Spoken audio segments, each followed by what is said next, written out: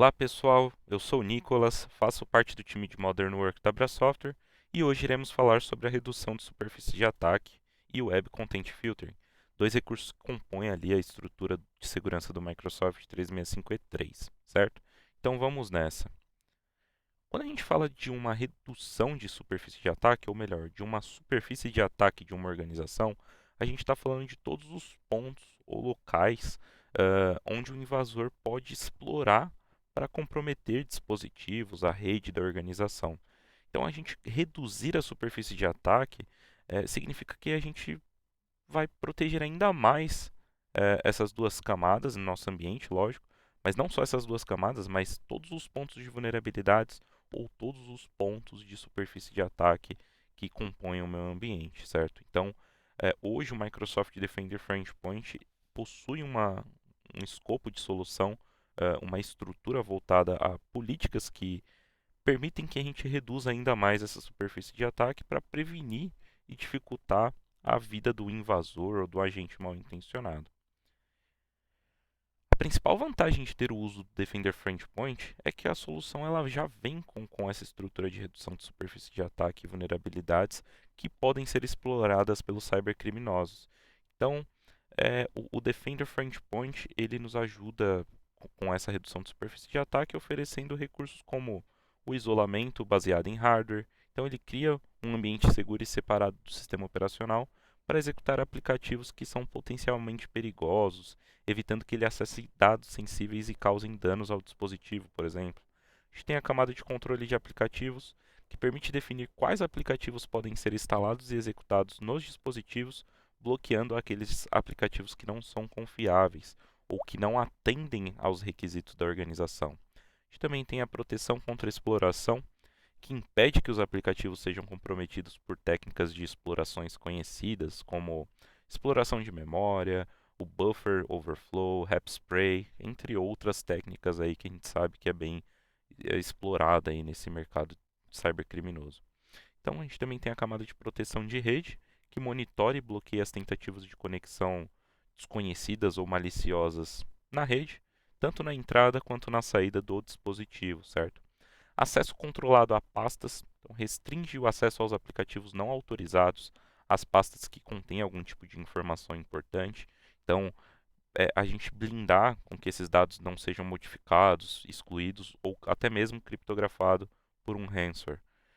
A gente também tem a camada de controle de dispositivo, que permite que a gente faça um gerenciamento em cima dos dispositivos conectados ao computador, então como USBs, câmeras, microfones, entre outros, para que esses tipos de dispositivos eles não tenham a possibilidade de roubar uma informação ou introduzir algum tipo de malware naquele dispositivo.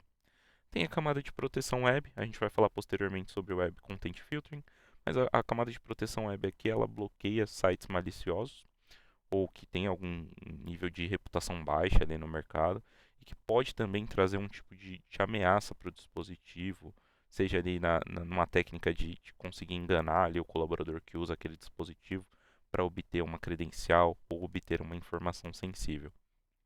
A gente também tem a proteção contra ransomware, então ela detecta ela vai fazer o processo de detecção e remoção de ransomware que tenta ali criptografar os nossos dados e ali no momento talvez pedir um resgate, então a ferramenta ela consegue ter esse tipo de controle também.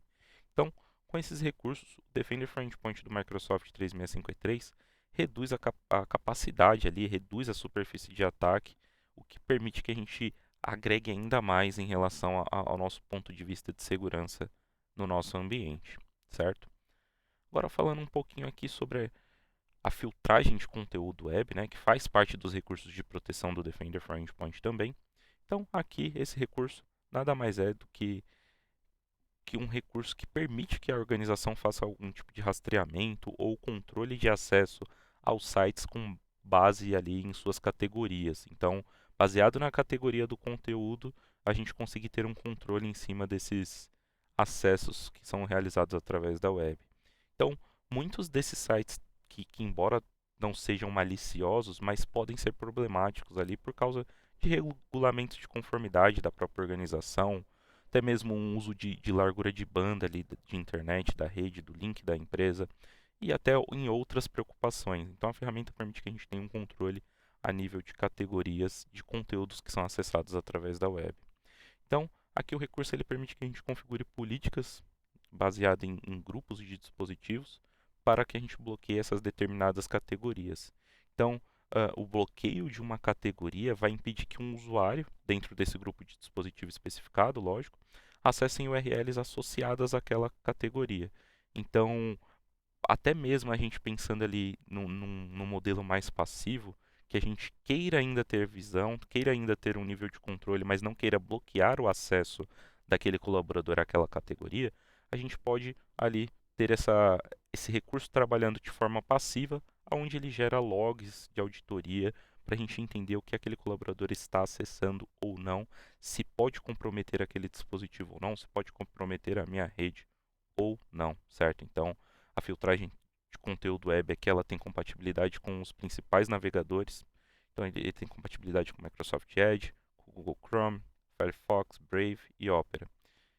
Então, é um recurso muito interessante que pode e vai nos ajudar a agregar aí, a nossa proteção, ter um olhar, ter uma visibilidade, trazendo visibilidade, mas também permitindo que a gente controle ali de alguma forma esse tipo de acesso no nosso ambiente. Aqui falando um pouco sobre a divisão dos licenciamentos do Defender for Endpoint, tá? Então, quando a gente fala da suíte presente no Microsoft 365 estamos falando ali da solução do Defender for Endpoint no plano 1, certo? Então, ele trabalha no modelo de um Endpoint Protection Platform, então, aquele modelo de recurso que trabalha em cima de assinaturas, de políticas de redução de superfície de ataque. É um modelo que a gente tem ali no Endpoint Protection padrão, mas que já entrega também a camada do Web Content Filter, certo? E até trazendo o Defender for Endpoint Plano 1 é o recurso que está presente no Microsoft 365 certo? Porém, trazendo uma visibilidade ali sobre o plano 2 do Defender for Endpoint, que faz parte da suíte do Microsoft 365. Então aqui, só para a gente deixar claro, quando a gente fala do plano 2 do Defender for Endpoint, a gente já está falando de uma solução que entrega tudo o que a gente tem no plano 1, porém ainda com camadas avançadas de segurança, como uma proteção de detecção e resposta automatizada, então ele trabalha no modelo de EDR, ele faz processos de investigações automatizadas também, então todo o contexto de caça avançada, de exploração ali para entender se existe algum tipo de ameaça naquele dispositivo antes que aquela ameaça esteja ativa de fato, e o ganho também em relação a gerenciamento de vulnerabilidades dos dispositivos. Então, do mesmo jeito que a ferramenta ela faz a proteção em tempo real, ela faz também um scan de vulnerabilidades em tempo real e nos traz essa visibilidade, trazendo também recomendações de como corrigir esse tipo de vulnerabilidade, certo? Então, aqui a gente trouxe alguns pontos em relação à diferença entre o plano 1 e o plano 2. O plano 1 está presente no Microsoft 365 o plano 2 presente no Microsoft 365 Então, basicamente é isso, pessoal. Espero que tenham aproveitado essa sessão e até a próxima.